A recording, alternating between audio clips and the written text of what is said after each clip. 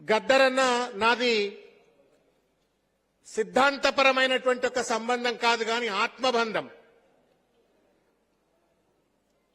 గద్దరన్న ఆ కర్రకు ఎర్రగుడ్డ కడితే అది పేదవాడి రక్తంతో తడిసినటువంటి తయారు చేయబడ్డ ఒక జాతి జెండా లెక్క నేను స్ఫూర్తి ఫీల్ అయ్యేవాడిని. ఆయన చేతిలో డప్పు పట్టుకుంటే ఒక శివుడి డమరు కొడుతున్నాడా అన్నంత ఉద్వేగానికి గురయ్యేవాడిని. కాలి గజ్జగట్టి గొంగడేసి ఆయన ఆట ఆడుతుంటే పైనుండి శివుడే కిందికొచ్చి పేదవాడి చెమట వాసనను, పేదవాడి బాధలను, కష్టాలను, నష్టాలను తన గలం నుండి వినిపిస్తూ ఆడుతూ పాడుతుంటే పరమశివుడే కిందికొచ్చి ఆడిండా పాడిండా అని చెప్పని తన్మయం పొందినటువంటి ఒక వ్యక్తిని నేను.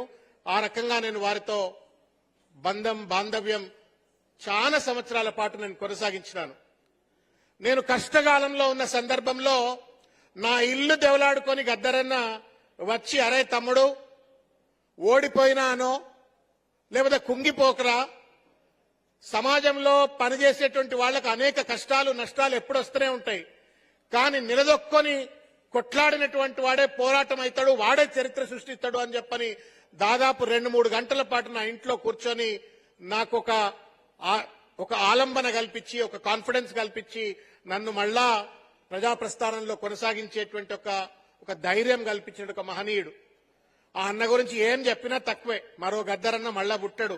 అప్పుడప్పుడు ఏపూరు సోమన్నను ఇంకా కొంతమంది కళాకారులు వీళ్ళందరినీ చూస్తుంటే గద్దరన్న తిరిగి వచ్చిండా అనిపిస్తాడు, కానీ గద్దరన్న రాడు. గద్దరన్న స్ఫూర్తి ఉండొచ్చు కానీ మళ్ళా గద్దరన్నను మాత్రం మనం చూడలేము. అంతటి మహానుభావుడు. ప్రపంచంలో if you do the research, ప్రపంచంలో అనేక మంది కళాకారులు ఉండవచ్చు, అతి తక్కువ మంది గద్దరన్నకు సమకాలీనులుగా, గద్దరన్నతో సమాంతరమైనటువంటి ఒక ప్రజల యొక్క కోణం గాని, లేకపోతే ప్రజలను ఉత్తేజపరిచిన ఒక తీరు గాని కనబడుతుంది. అట్లా జమైకాలో, చిలీలో ఒకళ్ళిద్దరు తప్ప ప్రపంచంలో ఎవరింత పెద్ద కళాకారుడు లేడు. కోటాను కోట్ల మందిని దశాబ్దాల పాటు చైతన్యపరిచి ఒక ఉద్యమాల నిర్మాణం చేసిన ఒక మహనీయుడు గద్దరన్న. ఈ బిడ్డ గనక భారతదేశంలో పుట్టిండు, దళిత బిడ్డ అయి పుట్టిండు కాబట్టి ఆయనకు రావాల్సిన గుర్తింపు పాలక వర్గాలు ఇవ్వలేకపోవచ్చు. కానీ ఇదే గనక ఏ విదేశాలనో, ఈ అమెరికాలనో ఇంకెక్కడన్నా గనక పుట్టినట్టయితే ఆయనకు నోబెల్ ప్రైజ్ ఇచ్చినవాళ్ళు, నోబెల్ ప్రైజ్ ఇచ్చేవాడు. పేదవాడి గుండె చప్పుడు, పేదవాడి బాధను పాట రూపంలో చెప్పినటువంటి ఒక మహనీయుడు గద్దరన్న. నాకు గద్దరన్న ఒక పాట నాకు బాగా గుర్తు. సామిలన్న నాకు ఇలా మైండ్ ఫ్యూజులు తీసేసిండు. సామిలన్న నాకు వేరే రకంగా తెలుసు కానీ పాటలు కూడా పాడతాడని తెలియదు. అద్భుతంగా పాటలు పాడిండు. I really salute you. బాగా పాడిండ్రు అన్న, చాలా అద్భుతంగా పాడిండ్రు. గద్దరన్న స్ఫూర్తి, గద్దరన్న మీ మీద వహించినా అనుకున్నాను. బాగా పాడిండ్రు. నాకు బిడ్డ గౌరీ నారాయణి అని నా బిడ్డ. ఆ బిడ్డ పుట్టినప్పుడు ఒక పాట పాడుకున్నా నేను. నిండు అమ్మసనాడు ఓలచ్చా గుమ్మాడి, ఆడపిల్ల పుట్టిందమ్మో ఓలచ్చా గుమ్మాడి. ఇది గద్దరన్న పాట. అయితే నేను నా బిడ్డకు నేనేం పాడుకున్నా అంటే గౌరీ పెట్టుకున్నా కాబట్టి, నిండు అమ్మసనాడు ఓలచ్చా గుమ్మాడి, గౌరీ తల్లి పుట్టిందమ్మో ఓలచ్చా గుమ్మాడి అని నిరంతరం గద్దరనం తలుచుకుంటూ నా బిడ్డను చేతిలో ఎత్తుకొని ఆడుతూ పాడుతూ పాటలు పాడినటువంటి వాడిని. కాబట్టి ఆ అన్న చిరస్మరణీయంగా నా గుండెల్లో ఉంటాడు.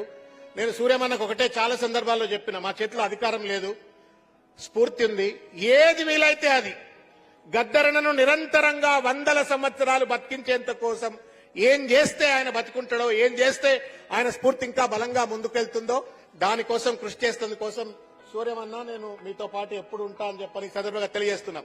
నాకు చివరి కొన్ని గుర్తులు గద్దరన్నతో. బొమ్మకు మురళి అని చెప్పని ఉప్పల్లో ఒక సినిమా డైరెక్టర్ ఉంటాడు. అతను ఒక సినిమా తీసిండు. ఆ సినిమాలో కాంగ్రెస్ నాయకుడు అద్దంకి దయాకర్ గారు నటించిండ్రు. దాంట్లో నేను కూడా నటించిన.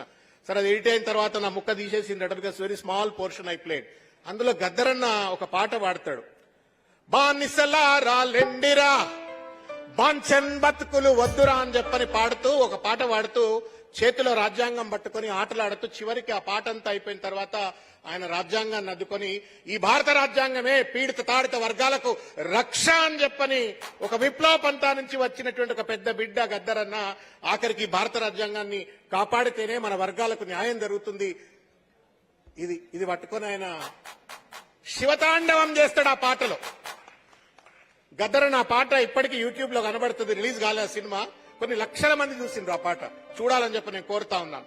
ఆ పాట పాడుతూ యాచిస్తే పదవులు రావురా నాయన, గుద్ది గుంజుకుంటే పదవులు వస్తాయని చెప్పని ఆ పాటలో చెప్తూ ఆయన మాట్లాడతాడు. బాగా స్ఫూర్తి పొందినట్టు వ్యక్తి. చివరిగా చెప్పొచ్చేది ఏంటంటే, నేను మొన్న కూడా కౌన్సిల్లో మాట్లాడినా. సరే, భిన్న అభిప్రాయాలు ఉంటాయి, గద్దరన్న అవార్డులు పేర్లు భిన్న అభిప్రాయాలు ఉంటాయి. నేను I don't get into that controversy. But గద్దరన్న అనేటువంటి వాడు మనవాడు, మన సిద్ధాంతం కోసమనే కాదు, ఈ ప్రపంచంలో ఉన్నటువంటి ఒక కోటాను కోట్ల మంది పేదవాళ్ల ప్రతినిధి ఆయన. ఆ యొక్క బాధలను కష్టాలను పాట రూపంలో జనపద రూపంలో చెప్పి ప్రజలను చైతన్యపరిచి ఉద్యమ ఉన్ముఖులుగా తయారు చేసిన మహనీయుడు.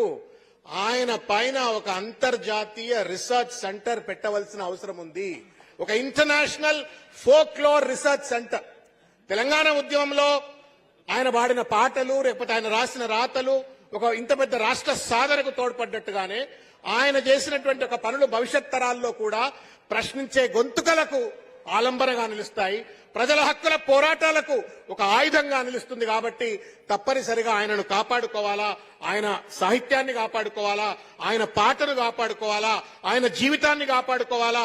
ఆయన జీవితం, ఆయన ఆట పాట మాట అన్ని కూడా భవిష్యత్ తరాలకు మార్గదర్శనంగా ఉండాలి. కాబట్టి తప్పనిసరిగా నా వంతు మళ్ళా కనుక 2 ఏళ్ల తర్వాత ఒకవేళ అధికారంలోకి అంటూ వస్తే, అన్న సూర్యమన్న, it's a promise, we will ensure, we will fight wherever it is required, but we will ensure అన్న పేరు మీద ఒక మంచి research centre, if no government will come forward, we will be there, but ఒక మంచి రీసెర్చ్ సెంటర్ ఆయన పేరు మీద మాత్రం పెట్టాలా. అంతర్జాతీయ పరిశోధకులంతా వచ్చి కూడా అక్కడ కొలాబరేట్ అయిపోయి ఒక గ్లోబల్ ఫోక్లోర్ రీసెర్చ్ జరగవలసిన అవసరం ఉంది అని చెప్పని ఈ సందర్భంగా నాకు తెలియజేస్తూ